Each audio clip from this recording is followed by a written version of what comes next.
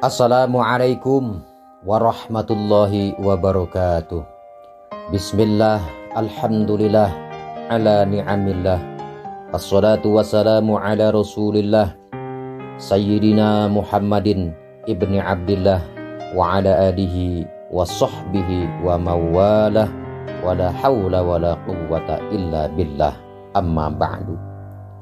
Hadirin yang dirahmati Allah subhanahu wa ta'ala, pada kesempatan kali ini Al-Fakir akan menjelaskan tentang kekhusyuan dalam ibadah sholat yang penting sekali kita lakukan, yang penting sekali kita kerjakan dengan mengetahui syarat dan rukun daripada ibadah sholat kita sendiri.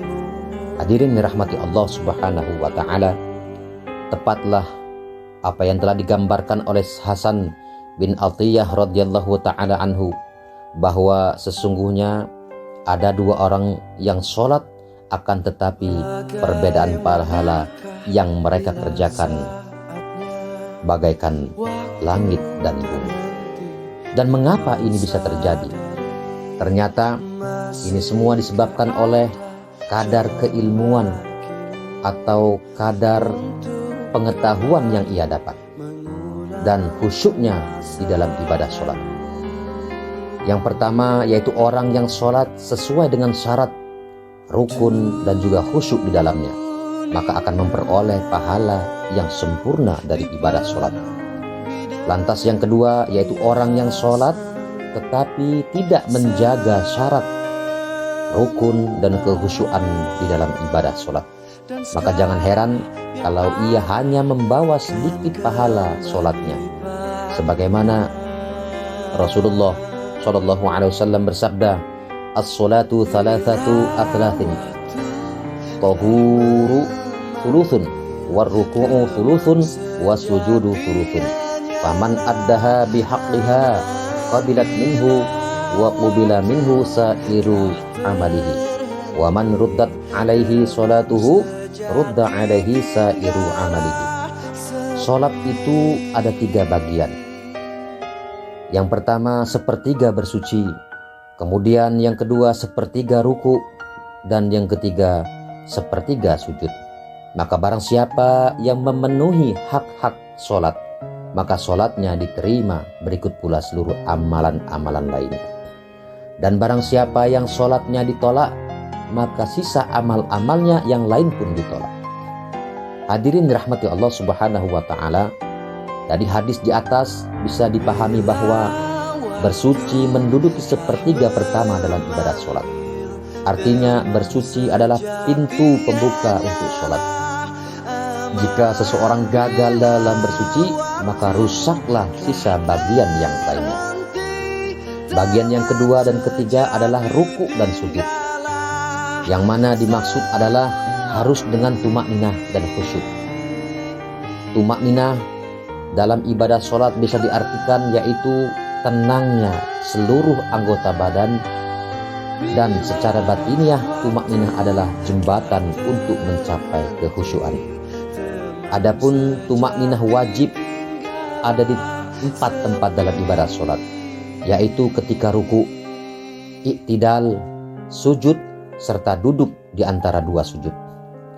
Hadirin dirahmati Allah subhanahu wa ta'ala, suatu misal ketika kita melakukan ruku, maka setelah kita ruku dengan sempurna, yakni sudah sama rata antara kepala dan punggung, serta 2 telapak tangan menggapai kedua lutut dan membentuk sudut 90 derajat dengan kaki, maka kita harus tenang sejenak untuk melakukan tumakninah. Jangan buru-buru kita untuk berdiri melakukan iktidal. Maksudnya apa? Tatkala misalnya ada makmum yang masbuk, maka masih dapat kebagian untuk makmum tersebut mengikuti daripada imamnya, dan sempurnalah makmum tersebut. Kita memberikan kesempatan kepada makmum yang masbuk seandainya ada makmum yang ketinggalan. Setelah kita melakukan tumakninah, seukuran kita membaca tasbih, maka boleh kita melanjutkan rukun sholat berikutnya, yaitu iktidal dan seterusnya. Hadirin dirahmati Allah Subhanahu wa taala, Rasulullah SAW begitu mengecam umatnya yang meninggalkan tumakninah. Sebagaimana disebutkan oleh Abu Abdillah Al-Ash'ari radhiyallahu taala anhu, dia berkata, anna Rasulullah sallallahu alaihi wasallam ra'a rajulan la yutimma ruku'ahu wa yankuru fi sujudihi wa huwa yusalli. Bahwa Rasulullah SAW melihat seorang laki-laki yang tidak menyempurnakan rukuknya, sementara ia sujud bagaikan burung mematuk saking cepatnya. Lantas Rasulullah SAW bersabda, "Lau mata hadza ala hadihi hadhihi, mata ala ghairi millati Muhammadin sallallahu alaihi wasallam." Seandainya orang ini mati dengan keadaan seperti ini, niscaya dia mati bukan di atas ajaran Nabi Muhammad sallallahu alaihi wasallam. Na'udzubillah, tsumma na'udzubillah.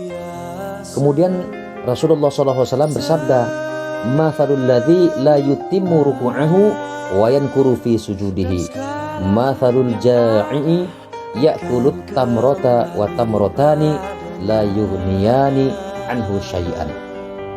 Perumpamaan orang yang tidak menyempurnakan rukuknya dan seperti mematuk dalam sujudnya adalah seperti orang yang lapar, yang makan hanya 1 atau 2 biji kurma yang sama sekali tidak akan mengenyangkannya. Hadirin yang dirahmati Allah Subhanahu wa taala, maka dari itu hendaklah kita berhati-hati di dalam perkara tumakninah ini, karena Rasulullah mengancam dengan ancaman tertinggi, yakni jika seseorang sepanjang hidupnya terus-menerus meninggalkan tumakninah dalam sholatnya dan ia mati dalam keadaan tersebut, maka Rasulullah SAW tidak mau mengakui sebagai umatnya. Na'udzubillahi min dzalik. Bahkan beliau SAW menegaskan, jika seseorang melakukan sholatnya selama 60 tahun tapi tanpa menjaga tumakninahnya, maka tidak ada satupun dari sholatnya itu yang diterima. Na'udzubillah, tsumma na'udzubillah.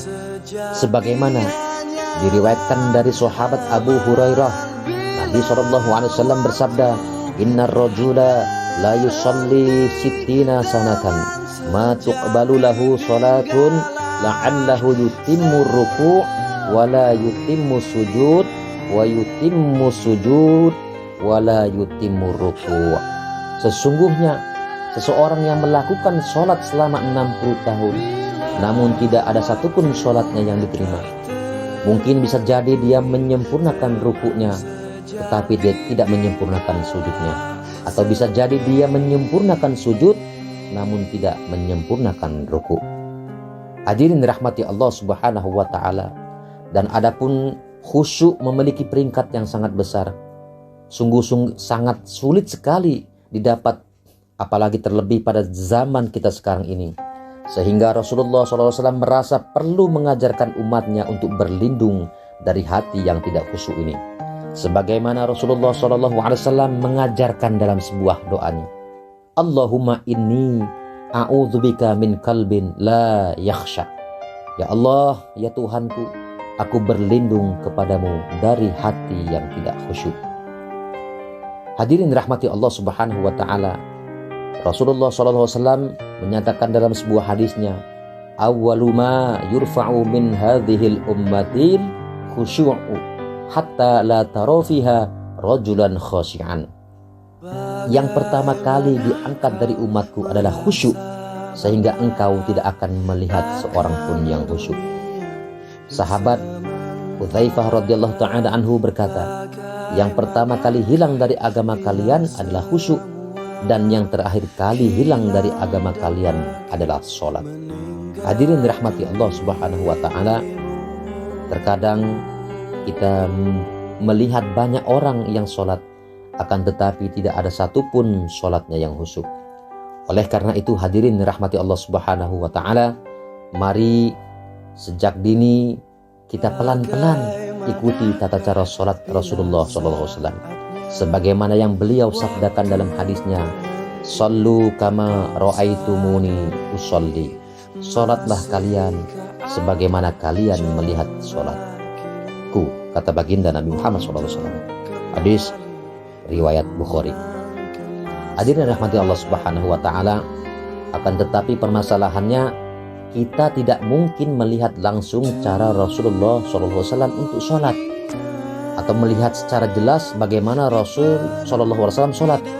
Untuk itu marilah kita belajar dengan para alim, para kiai, para guru, ataupun para ulama yang mengajarkan ilmu tentang tata caranya sholat, mengajarkan tentang rukun-rukunnya sholat, mengajarkan tentang syarat-syaratnya sholat, agar sholat yang kita kerjakan tentunya sesuai dengan apa yang telah diajarkan Rasulullah SAW.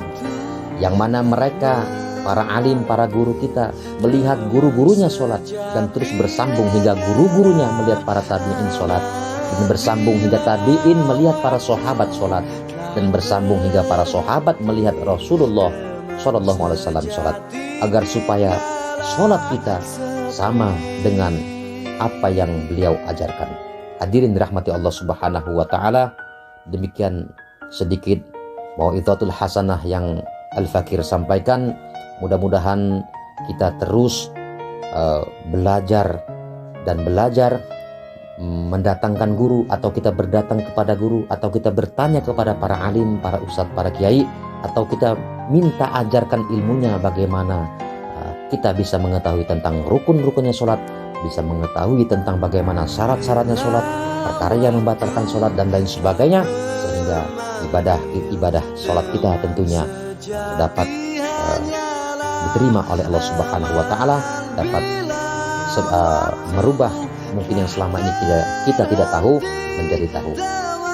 Hadirin dirahmati Allah Subhanahu wa taala, mungkin sedikit nasihat ini tidak lain dan tidak bukan untuk bagaimana kita tidak patah semangat dalam menuntut ilmu, kita tidak merasa minder untuk menuntut ilmu, karena menuntut ilmu tidak ada batasan bagi seseorang. Menuntut ilmu itu hukumnya wajib, tidak ada batas usia dalam menuntut ilmu, dari lahir, dari buayan sampai ke liang lahat. Sebagaimana Rasulullah SAW bersabda, utlubul ilma minal mahdi idal lahdi, tuntutlah ilmu dari buayan hingga liang kubur. Hadirin dirahmati Allah Subhanahu wa taala, dan mudah-mudahan ibadah sholat kita yang selama ini kita kerjakan, yang mungkin dari dahulu sampai sekarang ini, tentunya diterima oleh Allah Subhanahu wa taala. Amin ya rabbal alamin. Demikian penjelasan ini, mudah-mudahan bermanfaat, dan tentunya Al-Fakir memohon maaf mungkin ada salah penyampaian dalam pengucapan dan lain sebagainya. Sebagai manusia biasa, Al-Fakir tidak luput dari kesalahan dan dosa. Untuk itu mohon dimaafkan, dan kepada Allah Subhanahu wa taala tentunya Al-Fakir memohon ampunan dari Allah Subhanahu wa taala. Amin ya rabbal alamin. Wallahul muwafiq ila aqwamit thoriq. Assalamualaikum warahmatullahi wabarakatuh.